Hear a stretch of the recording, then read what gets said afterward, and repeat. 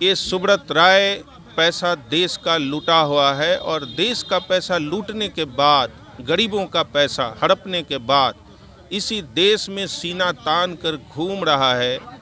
पता नहीं कौन सा कानून, कोर्ट, न्याय, सरकार कोई है इस देश में कि नहीं है, हमें तो दिखता ही नहीं है। हम राज्य सरकार और केंद्र सरकार को आगाह कर रहे हैं कि अगर 23 में सहारा इंडिया भुगतान को लेकर के राज्य और केंद्र पहल नहीं करती है तो हमारा ये स्लोगन है कि सहारा में भुगतान नहीं तो वर्तमान केंद्र सरकार को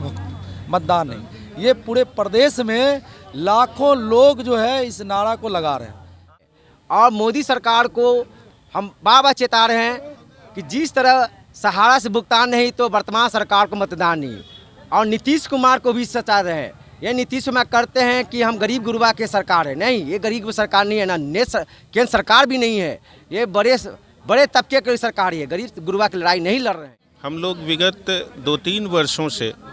इस सहारा से भुगतान के लिए लड़ाई लड़ रहे हैं और बड़े दुख के साथ हमें ये कहना पड़ रहा है कि देश में एक ऐसी सरकार है जो अपने आप को चौकीदार कहती है। हम लोग विगत 2-3 वर्षों से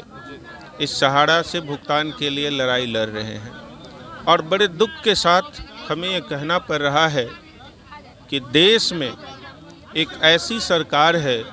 जो अपने आप को चौकीदार कहती है। पता नहीं कैसी चौकीदार,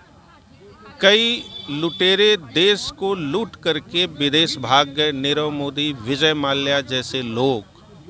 और एक लुटेरा, सबसे बड़ा लुटेरा, कांग्रेस के शासनकाल में जितने पैसे नहीं लूटे गए हैं उससे भी कई गुना ये सुब्रत राय पैसा देश का लूटा हुआ है और देश का पैसा लूटने के बाद, गरीबों का पैसा हड़पने के बाद इसी देश में सीना तान कर घूम रहा है।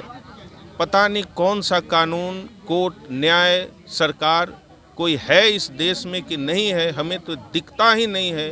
कि आखिर इस देश में कोई संविधान भी बचा है कि नहीं है। दूसरी बात,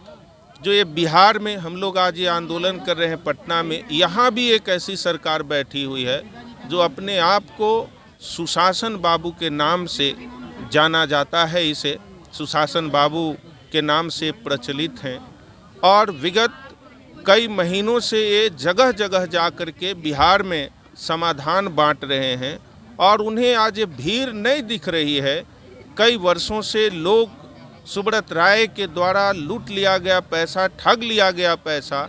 एक एक अपने पैसे के लिए दर दर भटक रहे हैं। ऐसी सरकार हमें नहीं चाहिए, सुशासन की सरकार हमें नहीं चाहिए, हमें चौकीदार की सरकार नहीं चाहिए, हमें एक ऐसी सरकार चाहिए जो हमारा पैसा सुब्रत राय से वापस दिलाए। देखिए, ना चौकीदार की सरकार चाहिए, ना सुशासन की सरकार चाहिए। लगातार आप लोग जो है सहारा के मुद्दों को लेकर लगातार सरकार के पास जा रहे हैं, हर जगह जा रहे हैं, लगातार FIR भी हो रहा है, मगर मुश्किलें कहाँ बढ़ रही है, पैसा क्यों अटका हो? इसी को लेकर के तो हम लोग लगातार ये प्रयास कर रहे हैं, क्योंकि विगत कई वर्षों से सहारा इंडिया के प्रबंधन तंत्र के द्वारा सिर्फ और सिर्फ आश्वासन दी जा रही है कि आने वाला दिनों में भुगतान कर दिया जाएगा, लेकिन ये लगातार कई वर्ष बीत चुके हैं। इसी को लेकर के संयुक्त ऑल इंडिया जन आंदोलन संघर्ष न्याय मोर्चा पूरे हिंदुस्तान भर में अलग अलग राज्यों में, अलग अलग जिलों में लगातार ये प्रयास कर रही है। उसी का प्रयास है कि आज 14 तारीख को राष्ट्रव्यापी भूख हड़ताल का कार्यक्रम रखा गया। हम लोग सुबह से ही हजारों हजार की संख्या में हमारे साथ बहुत सारे गरीब जो है पुरुष भाई हैं और माताएं बहनों के साथ,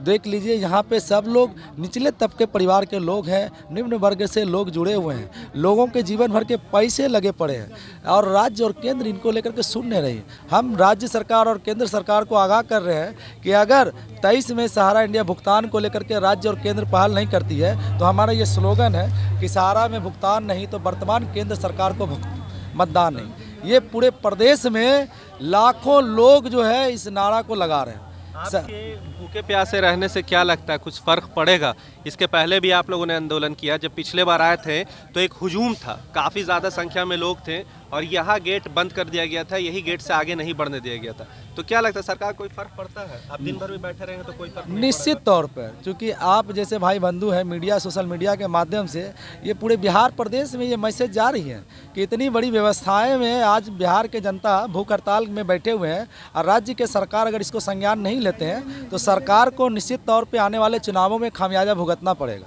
जो राज्य की सरकार मंसूबे पाल रही है कि केंद्र में सत्ता को स्थापित करने के लिए, तो हमें ये आज कहने से बिल्कुल खता नहीं, परवाह नहीं कि केंद्र छोड़िए राज्य में भी सरकारें गिर जाएगी। क्या लगता है ईवीएम के रहते हुए आप लोग सरकार गिरा देंगे? ईवीएम को रहते हुए अगर हमारा वोट ही नहीं जाएगा तो ईवीएम मशीन क्या करेगी? हमारा तो वोट वर्तमान सरकार में जो भी राज्य में हो चाहे केंद्र में हो, हम लोग उसके विरुद्ध मतदान करेंगे।